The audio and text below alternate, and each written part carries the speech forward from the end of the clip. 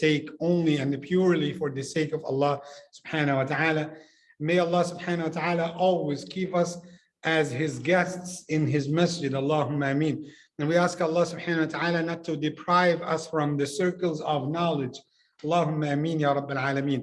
And alhamdulillah, as we get to have every Friday night, we reflect upon the topic of the khutbah that we had. And if somebody has a question or something, it would be, something good to discuss the topic for the khutbah and to know more if something wanted to be explained. And we talked basically about the honor and the dignity of Rasulullah sallallahu alaihi wasallam and how Allah subhanahu wa ta'ala wanted to console him and to console his heart when he lost his son. And of course, alhamdulillah, every Jumu'ah before the Maghrib time, the sisters have the Quran class, the recitation, and it seems like they are hungry. They brought some food and they told me, Imam, we don't want too long lecture tonight. We wanted to make it short. One of the sisters said, say Bismillah, Allahumma taqabbal, and that's it. Okay, that would be the shortest lecture, inshallah. Subhanallah, it's something, yes, we know that they are hungry, but inshallah we'll try to get the benefit. So inshallah, ittaqullah, and that's it. That's the shortest khutbah. Sayyidina Uthman did, ittaqullah. That when you say ittaqullah, be conscious of Allah subhanahu wa ta'ala, and that's it. So they said, why they didn't give us more? He said, when you apply this, I can continue. And the reality is that we talk a lot, but when it comes to the action, we ask Allah to guide all of us and to open the gates of guidance for each and every one. Allahumma ameen ya Rabbil Alameen. And just we try to bring the angels around us when we talk about Rasulullah sallallahu alaihi wasallam, and we mention the name of Rasulullah, we say sallallahu alaihi Muhammad sallallahu alaihi wasallam, and we honor ourselves by hearing about Rasulullah sallallahu alaihi Muhammad sallallahu alaihi wasallam. And so we meant today to talk about the gift that Allah had given to Rasulullah sallallahu alaihi wasallam, which is the river of Al-Kawthar. And basically the key word in the entire surah is that word a'tainaka, that we have gifted you, we have granted, we have bestowed upon you. And why is that? Because he lost his own child. What is the name of the child? Abdullah. Actually, because some people may get misconception, because we said that he had 6 of children just from Khadija, but he got another child from Maria al-Qibtiyya, and his name was Ibrahim, and he came after that in the time, of course, of Islam. But we meant just from Khadija 6. Yes, that was after Hijrah also. And not only this, Abdullah, the main point here is Abdullah was the first son born in Islam. And just I wanted to discuss the point here, why Allah subhanahu wa ta'ala had that, destiny not to have males or boys to be in the life of the Prophet Muhammad sallallahu alaihi wasallam. Allah had tested him with all his children. Yes, all his children died during his time, but why specifically the boys? We cannot know the unseen. We cannot know the knowledge of Allah subhanahu wa ta'ala. He is the all-wise subhanahu wa ta'ala.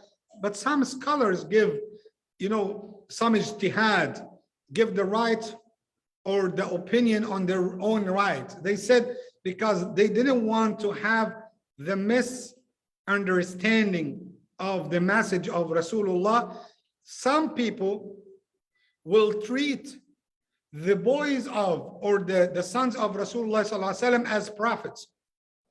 So some, even amongst Muslims, they might understand that Rasulullah sallallahu alaihi wasallam had given the message or the prophethood to one of his boys, one of his sons. And also people may treat them differently in terms of worship, in terms of, respecting that much which could be in that level of worshiping the sons of the Prophet Muhammad sallallahu alaihi wasallam.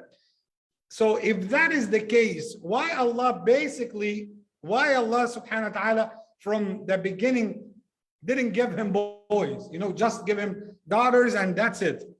Why Allah had granted him the boys? They said it has two benefits. Number one, we could know that our Prophet Muhammad sallallahu alaihi wasallam will be tested. So if according to that tradition at that time, if he is going to be tested only in the females, they might say that will not be hard for his heart to lose a child, to lose a girl, which is, both of them are equal, are equal in the sight of the father, even if they weren't in the sight of the society at that time. But Allah wanted to do both. And number two, Allah subhanahu wa ta'ala wanted to tell us the wisdom from that. Even my prophet, I will give you the evidence that his message will not be inherited. And of course, the prophethood will not be inherited. And that happened only with one case, if you know. One prophet gave the inheritance of prophethood to his son. Who did so? Yes, Allahu Akbar. Sayyidina Dawood, his son was a prophet also, and you say, did he give him as inheritance? It's not with that concept of inheritance, but Allah said in Surah An-Naml, Allah said, وَوَرِثَ. وَوَرِثَ means that he inherited. وَوَرِثَ سُلَيْمَانُ دَاوُودَ. That Sulaiman has inherited his father. They said maybe with the ni'mah that Allah had granted him, that he could have his language, the power, the kingdom, but they said that Allah had given also the prophethood to Sulaiman because of his father as inheritance. But they said the same happened with Sayyiduna Yaqub and his son Yusuf alayhi salam. And look at the difference between that example and the son of Sayyiduna Nuh alayhi salam. The son of Sayyiduna Nuh disobeyed Allah and he didn't follow the way of his father. So what's the message here? What is the message? Think about As-Sayyida Khadija, the one who supported the Prophet Muhammad sallallahu alaihi wasallam, and on the other side, think about the wife of Lut, the wife of Nuh alayhi salam. Both of them were rebellious and they didn't accept the message. What is the key word here? It's one key word, the guidance. It is the guidance, comes only from Allah subhanahu wa ta'ala. Sometimes you might have a father who is working hard to raise up his children on the right path, as-sirat al-mustaqim, and maybe you have another orphan. He does not have a father. He does not have a family. And subhanallah, by himself, he goes to the masajid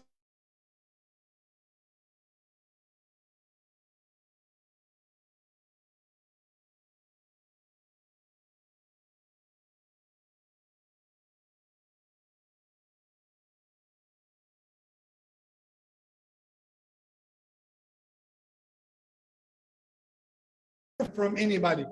This is the guidance from Allah subhanahu wa ta'ala. We have a proverb in Egypt, we call it Malak Marabbi al min and Rabbi. How did you raise him? He said that's from Allah subhanahu wa ta'ala. I didn't make anything, just Allah. That's why some parents, they think it's related to the skills, how to treat with, they read in psychology, they read in, which is something great to read and to educate yourself as parents, how to raise up your children. But at the end of the day, I want you to realize that lots of people before you did the same technique and it didn't work. It didn't work. They did greater than what you did. At the end of the day, I want you to rely on Allah subhanahu wa ta'ala. Oh Allah, without you, I can do nothing. As I told you before, you might have a person but he is blind. Why? He has pair of eyes, but still he cannot see. Some people have pair of legs and they cannot walk. They have the limb and they have the machine itself, let's say that, but it does not work. Why is that? That's the will of Allah subhanahu wa ta'ala. So rely on Allah. Especially I want you to think about that word, inna a'tainaka. Allah, whenever you have anything, think about that Allah had gifted me this. And how to thank Allah? Allah said, فَصَلِّ لِرَبِّكَ وَانْحَرْ. What's the significance of salah? Salah is to thank Allah subhanahu wa ta'ala. But our scholars said, all the actions of our ibadah, whether it is salah or charity. Think about Hajj, for example. So what we do actually, we go to pray and we go to make circumambulation, which is tawaf. Tawaf, basically, that's the salah for in the Kaaba. So it's form of salah. What are you doing during the tawaf? You make dua for Allah. What's the linguistic meaning of salah? It's dua. And everything is taken from that. So even the sadaqah, that's the other term, which is one heart to sacrifice. Then what are you doing after the sacrifice? You will distribute the meat to give it to the poor and needy, which is basically the sadaqah. Think about zakah. It's form of sadaqah. Even fasting, siyam, it's form of sadaqah. You could tell me, Imam, how can siyam be a form of sadaqah? Listen, you are giving the zakah of your body. That's the zakah of your body. That's the charity on behalf of your body. Your body is fasting, you are giving the zakah. Rasulullah sallallahu alayhi wasallam said in the authentic hadith, and now I took more than 8 minutes. He said, يُصْبِحُ عَلَى كُلِّ سُلَامَ مِنْ أَحَدِكُمْ صَدَقَةً. He said, every single day in the morning, you owe sadaqah. You owe sadaqah. For what? For each and every joint that you have in your body. So how many joints that we have? We have Dr. Rahim is here. Like 360? Yes, something like 360. I have read that. So almost like if we have joints, so each and every day you owe 360 sadaqah. So Rasulullah sallallahu alayhi wa sallam said, فَكُلُّ تَسْبِيحَةٍ صَدَقَ وَكُلُّ تَهْلِيلَةٍ صَدَقَ وَكُلُّ تَكْبِيرَةٍ صَدَقَ. Every subhanallah, every Allahu Akbar, every la ilaha illallah, even when you say la hawla wa la quwwata illa billah, alhamdulillah, when you say that, you are giving sadaqah for the joints that you have in your body. فَصَلِّ لِرَبِّكَ وَانْحَرْ. That's the demonstration of salah and sadaqah in the generic meaning. Then he said, Inna shani'aka huwa al-abtar. I didn't explain it too much because of the time, but what's the meaning of shani'aka? Why we said it's so special? Shani'aka, all the copies that you find the translation to English, they translated your enemy, which is deeper than this.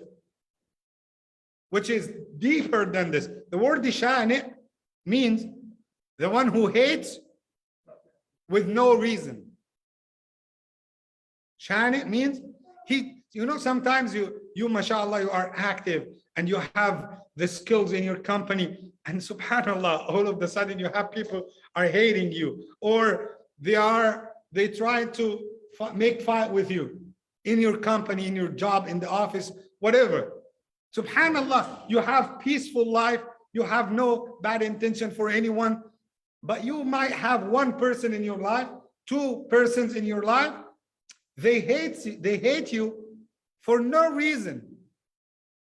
That's what we call it, the jealous. They are jealous of you. They cannot do like you. Instead of competing you in your work, they try to do what? To attack you. That's the easiest part for them. And they start talk like gossip and backbites you, and you didn't make any, you harm nobody. And subhanallah, you still have those kinds of people. And they hate you with no reason. There is no valid reason for them to hate you. But still, you have those type of people. Rasulullah Muhammad, sallallahu alaihi wasallam, when you study the biography of Rasulullah, his personality as a leader, the one who transformed not only his clan or tribe, he transformed the whole city and make them disciplined. People used to steal, to drink wine, used to rape, girls and women. They used to do all the bad deeds. He transformed them to be in a good manner, to be those people who are polite, very peaceful people. So even if you are not a Muslim and you try to examine his personality, you will not find any bad thing in the personality of Rasulullah. So why do you hate him? What did he make for you as a person? Nothing. Nothing. So Allah said, "Oh Muhammad, inna shani'aka," the one who hates you with no reason. That's the proper translation, has to be in the copies of Quran, by the way. The one who hates you with no reason, he will be al-abtar. He will be the one who cut off, the one who is amputated. Think about this. And that wasn't only for the disbelievers of Quraysh, by the way. This ayah will continue till the day of judgment. That's the miracle. So Allah subhanahu wa ta'ala is going to protect the reputation of his beloved Rasul sallallahu alayhi wa sallam.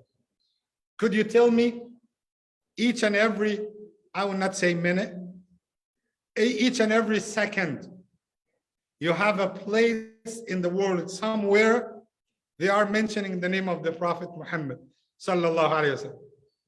Whether in adhan, in salah, each and every second. That's why Allah said in Surah Sharh, وَرَفَعْنَا لَكَ ذِكْرَكَ. Allahu Akbar. And we have raised your status so high. We have raised your remembrance, the remembrance of your name, O Muhammad. So may Allah subhanahu wa ta'ala keep us always connected with Rasulullah sallallahu alayhi wa sallam. Jazakumullahu khairan. I will stop for here. You have to listen to the ladies, to the sisters, otherwise you will be in trouble.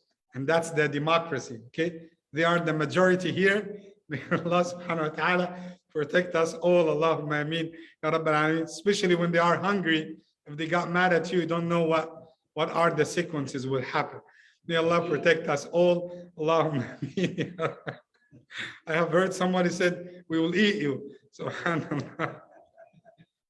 That's not halal. Barakallahu feekum. Jazakumullahu khairan. Assalamu alaikum wa rahmatullahi wa barakatuh.